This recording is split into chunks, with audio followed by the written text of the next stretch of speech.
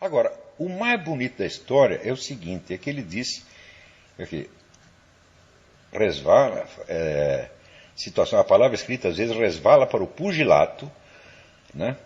Em situação nas quais ela flerta com as cenas da mais tosca briga de rua, com seus palavrões e suas acusações ad hominem.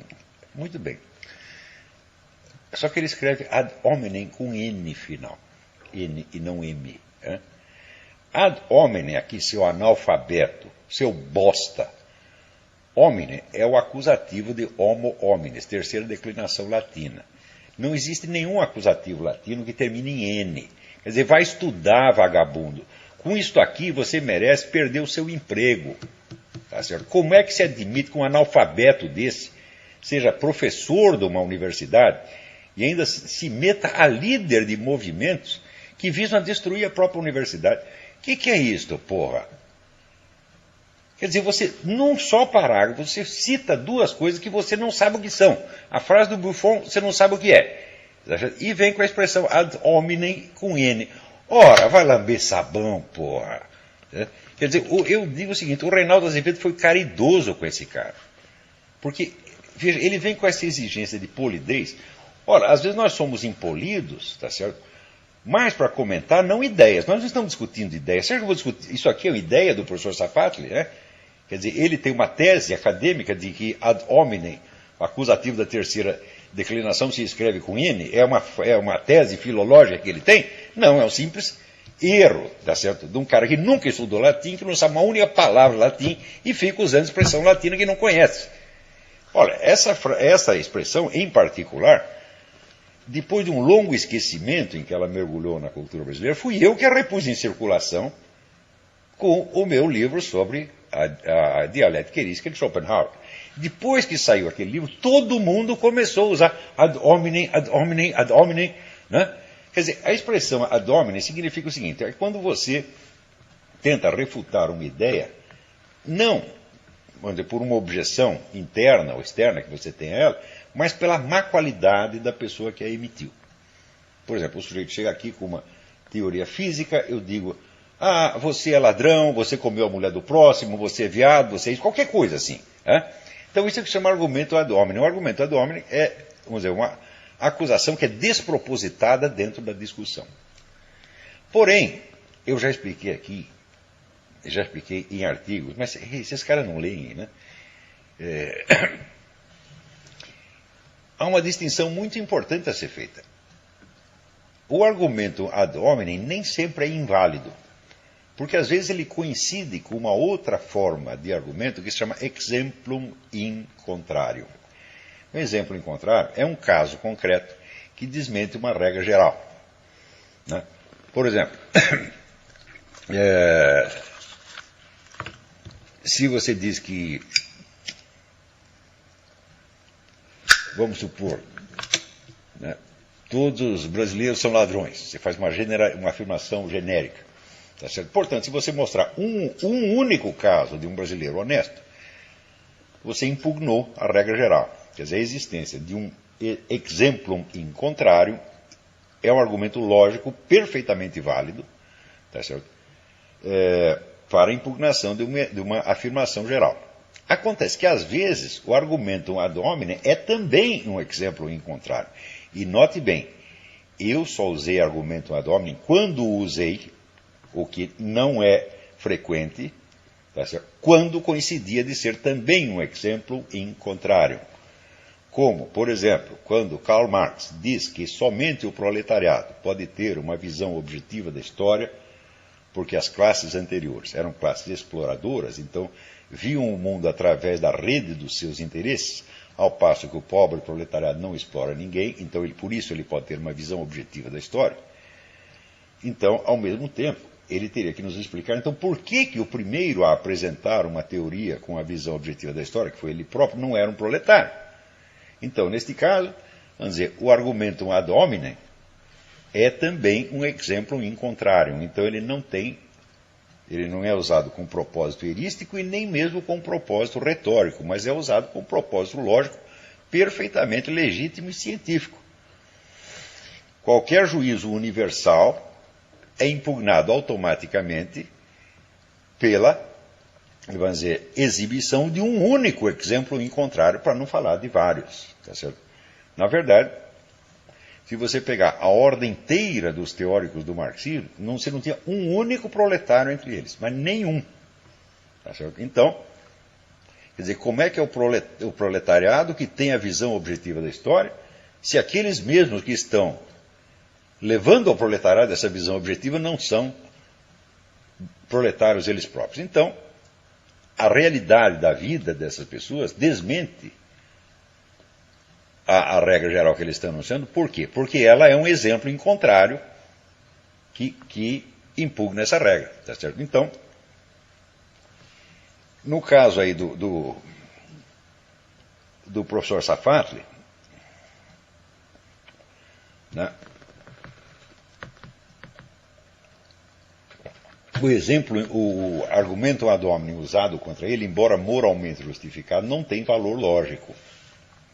Quer dizer, o professor Safatli, o fato do professor Safatli ser um latifundiário e defender a sua fazenda contra os invasores, não impugna necessariamente nenhuma defesa teórica que ele faça da atitude dos estudantes na USP. Mas acontece que esse caso não foi citado para impugnar uma ideia ou um argumento, mas uma atitude política.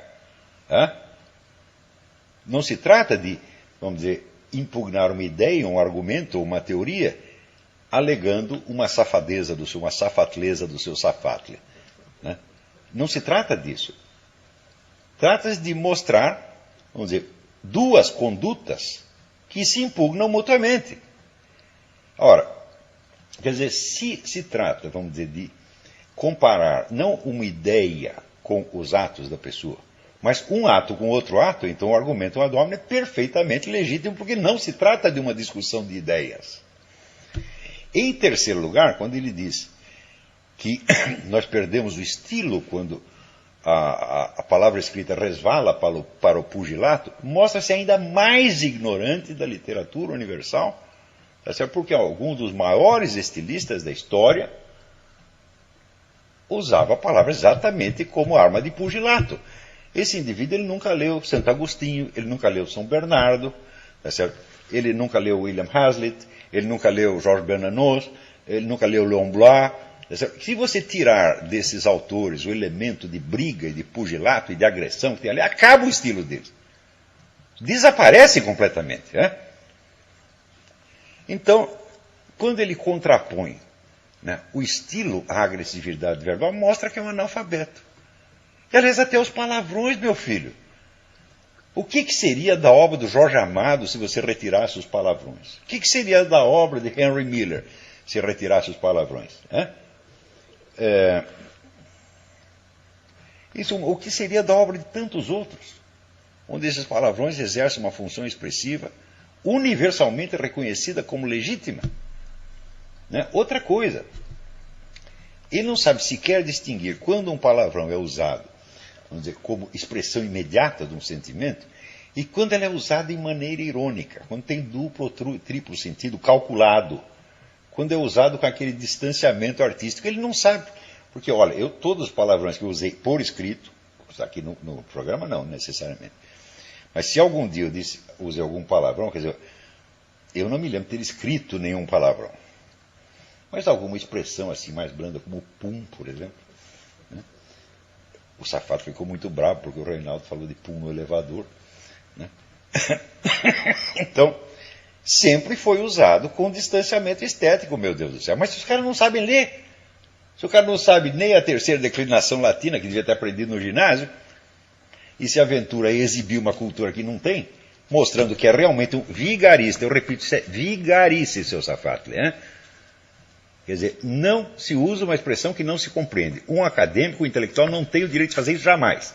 E você está fazendo o mesmo parágrafo duas vezes, com a frase do Buffon e com este acusativo latino terminado em N. Porém, o texto do seu Vladimir Safatli também pode servir, porque é assim, o uso de chavão. Primeiro, ele transforma a frase de Buffon num chavão. A frase em si não é um chavão, né? Embora tenha sido milhares de vezes repetida. É uma frase que tem um sentido muito profundo e, como eu disse, inspirou inúmeros estudos estilísticos. Mas para ele, né, o estilo é o homem passa a significar a obrigação de seguir uma norma de polidez. Quer dizer, que é exatamente a total falta de estilo. Né? No Brasil, grandes escritores, né, mostraram ter tanto desprezo por isso. Você, Graciliano Ramos, inúmeras vezes, né, se referia a essas normas de polidez com um absoluto nojo. Porque um escritor de verdade não tem satisfação a prestar a isto, meu Deus do céu. Ele tem que obedecer um padrão estético muito superior a isto. Né? E o qual implica, às vezes, você justamente infringir a regra de polidez. Então, outra coisa, ele também usa a expressão argumentum ad hominem como chavão. O que é argumentum ad hominem? É isso que o Olavo escreve. Ele só faz argumentum ad hominem. Isso virou um chavão, que todos eles dizem a mesma coisa sem nem saber o que é argumentum ad hominem. Né? E tentando ocultar, vamos dizer, as milhares e milhares de páginas de análises muito sérias e pesadas que eu fiz a respeito de assuntos complexos, que eles não são nem capazes de entender, quanto mais de refutar, meu Deus do céu. Né? Então, essa coisa, o Olavo não tem argumentos. Eu falei, vocês repetem isto, né? E repete a coisa, vira um chavão e começa a se repetir. O que expressa isso? Uma análise objetiva, quer dizer, um traço objetivo dos meus artigos, do meu texto? É claro que não. Então, em milhares de páginas para provar que é o contrário. Mas expressa um sentimento de identidade, uma coisa que aquele grupo gosta de sentir isto. Então, tudo o que eles escrevem é só isso, é só a expressão de um sentimento de identidade, da participação grupal. Quando o cara sente que aquilo afina com a participação grupal dele, ele acha que é verdade. Se não afina, ele diz que é mentira. Ou seja, os conceitos de verdade e mentira se transformaram, tá certo, no sentimento de participação ou exclusão. Então o cara, quando lê meu artigo, não é que ele discorda objetivamente, ele se sente excluído. Não estou apelando ao sentimento de participação dele, então ele diz que é mentira. A mentira significa não gosto e a verdade significa gosto. Gosto exatamente como meus colegas gostam. É o nosso gosto coletivo. Então, o critério de verdade e erro virou isso no Brasil. Graças a esta geração de vigaristas, filhos da puta, que não tem direito de ensinar em ginásio. Safado, você não tem qualificação para ensinar em ginásio.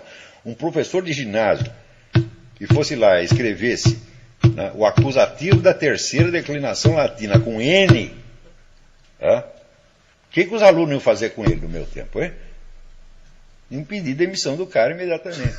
E é o que você merece.